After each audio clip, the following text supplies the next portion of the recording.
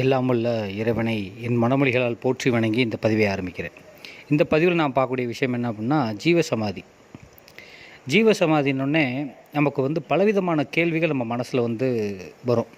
ஏன்னா சித்தர்கள் தன்னுடைய ஜீவனை விட்ட இடம், அவங்க சமாதி இருக்கிற இடம் அப்படின்னு நாம் நிறையா விஷயங்கள் நமக்கு சொல்லப்பட்டிருக்கு. தமிழ்நாட்டில் இருக்கக்கூடிய சித்தர் பீடங்கள் சூட்சமமாக இருந்து நம்மை காக்கும் மகான்களுடைய ஜீவ சமாதிகளை தான் நம்ம என்ன சொல்கிறோம் அப்படின்னா ஜீவசமாதி அப்படின்னு சொல்கிறோம். சில ஆண்டுகளுக்கு முன்பு வரைக்கும் பார்த்திங்க அப்படின்னா நம்மளுடைய தமிழக வரலாற்றில் ஆவிகளை வழிபடுவதும் நம்மளுடைய முன்னோர்களை வழிபடுவது மட்டுமே தான் இருந்தது.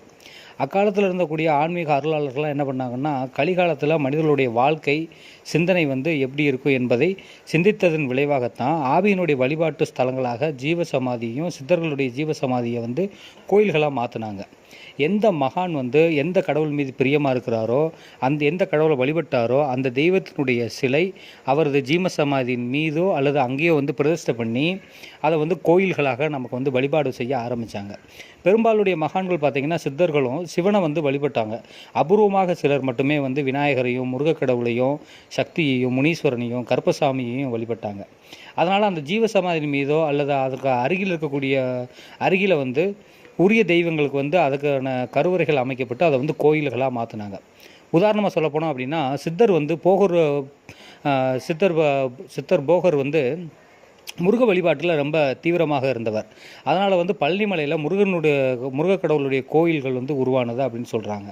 நம்ம பழனி முருகக்கடவுளை தொடர்ந்து முருகக்கடவுளுடைய வழிபாட்டு முறைகளுக்கு ஏற்றவாறு வழிபட்டோம் அப்படின்னா அதனுடைய போகர் அகமகிழ்ந்து தங்களுடைய கோரிக்கையை நிறைவேற்றுவார், பிரச்சனைகளை தீர்ப்பார், நோய்களை குணப்படுத்துவார், துன்பங்களை நீக்குவார் அப்படின்னு சொல்கிறாங்க. ஜீவசமாதியை நம்ம எப்படி வழிபடணும் அப்படின்னா, முழுக்க ரோஜா பூவால் கட்டப்பட்ட மாலை வச்சு வழிபாடு பண்ணுறது சிறப்பு. ஒரு அரை கிலோ கணக்குக்கு கருப்பு திராட்சை, விதையுள்ள கருப்பு திராட்சை வாங்கிட்டு போய் வச்சு வழிபாடு பண்ணுறது, பேரிச்சம்பளம், வெற்றிலை கொட்டைப்பாக்கு, சந்தனம், பத்தி, சூடம், அப்புறம் நாட்டு வாழைப்பழம் இதை வச்சு வழிபாடு பண்ணுறது, தேங்காய் உடைச்சி கற்பூரம் காட்டி அந்த சிவப்பு ரோஜாவில் கட்டப்பட்ட மாலை ஜீவசமாதியில் வச்சு அந்த தெய்வங்களுக்கோ அந்த தெய்வங்களுடைய சமாதிகளுக்கோ அந்த மகான்களுடைய பாதத்திலே நம்ம சமர்ப்பித்து செய்யலாம். எந்தெந்த நாட்கள்லாம் ஜீவசமாதி வழிபாடு செய்யலாம் அப்படின்னா, நம்ம பார்த்திங்கன்னா நமக்கு நிறைய எதிராளிகள் இருக்கிறாங்க, நிறைய பகைவர்கள் இருக்காங்க, போராடி களைச்சி போச்சு அப்படின்னு நினைக்கிறவங்க எல்லாம் அவங்களுடைய நியாயமான கோரிக்கை நிறைவேறணும் அப்படின்னா திங்கக்கிழமை சாயந்தரம் ஒரு 5 மணிலேருந்து 7 மணிக்குள்ளே 8 வாரங்கள் வழிபாடு சொல்லணும். 8 வாரம் திங்கக்கிழமை வழிபாடு பண்ணோம். அதுக்கப்புறம் அந்த குலதெய்வம் தெரியாதவங்க, குலதெய்வத்தினுடைய கோபத்துக்கு ஆளானவர்கள், குலதெய்வ வழிபாட்டை மறந்தவர்கள், குலதெய்வத்தை அறியாமல் இருக்கிறவங்க, இந்த மாதிரி இவங்கெல்லாம் பார்த்திங்கன்னா செவ்வாய்க்கிழமை சாயந்தரம் 5 to 7 வழிபாடு பண்ணுறது, 8 வாரங்கள் வழிபாடு பண்ணுறது சிறப்பு. அதுக்கப்புறம் பார்த்திங்கன்னா வேலைக்கு போய்கிட்டு இருக்கவங்க, சுயதொழில் செய்யக்கூடியவங்க, பொருளாதாரத்தில் நம்ம முன்னேறணும்னு நினைக்கிறவங்க, இவங்கெல்லாம் புதன்கிழமை சாயந்தரம் 5 to 7 வழிபாடு பண்ணுவது சிறப்பு. அவங்க அப்படி பண்ணாங்க அப்படின்னா வாழ்க்கையில் மிகப்பெரிய ஒரு பொருளாதார நிலையை அவங்க அடையலாம். ஏன்னா ஆன்மீக முன்னேற்றத்துக்கு தகுந்த குருவை தேடுறவங்க பார்த்திங்க அப்படின்னா வியாழக்கிழமை அவங்க வழிபாடு பண்ணுறது அவங்களுக்கு சிறப்பான ஒரு இருக்கும்.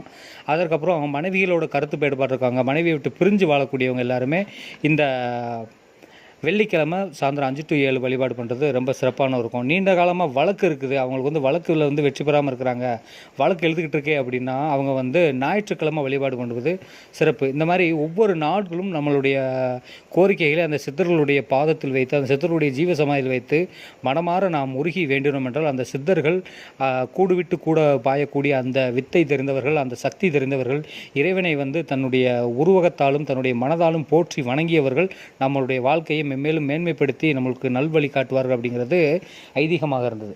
இந்த ஜீவசமாதி அப்படின்னாலே அதில் ஒரு விஷயம் இருக்குது அப்படின்னா, ஜீவன் சமாதி ஆகக்கூடிய இடம். நம்மளுடைய ஜீவன், அதாவது நம்மளுடைய இருக்கக்கூடிய உயிர் அப்படிங்கிறது இறைவனுடைய பாதத்தில், சமாதி அப்படிங்கிறது ஒரு நிலை, அது ஒரு பொருள் அல்ல, ஒரு நிலை. அது நம்மளை நாமே ஒரு உருக்குவிக்கக்கூடிய, நம்மளுடைய இறைவன் பாதத்தில் சமர்ப்பிக்கக்கூடிய இடம். அந்த இடத்துல மிகப்பெரிய ஒரு ஆழ்ந்த பேராற்றல் அங்கே நிறைஞ்சிருக்குது. இதில் பார்த்திங்கன்னா விஞ்ஞானிகள் இதை 2 விதமாக பிரிக்கிறாங்க. சூட்சம ஆற்றல் அப்படிங்கிறாங்க, சில பேர் இயக்க பேராற்றல் அப்படிங்கிறாங்க. இது ரெண்டையும் இதனுடைய விரிவாக்கத்தை நம்ம அடுத்த வீடியோவில் பார்க்கலாம். நன்றி. மீண்டும் வேறொரு பதிவில் சந்திக்கிறேன்.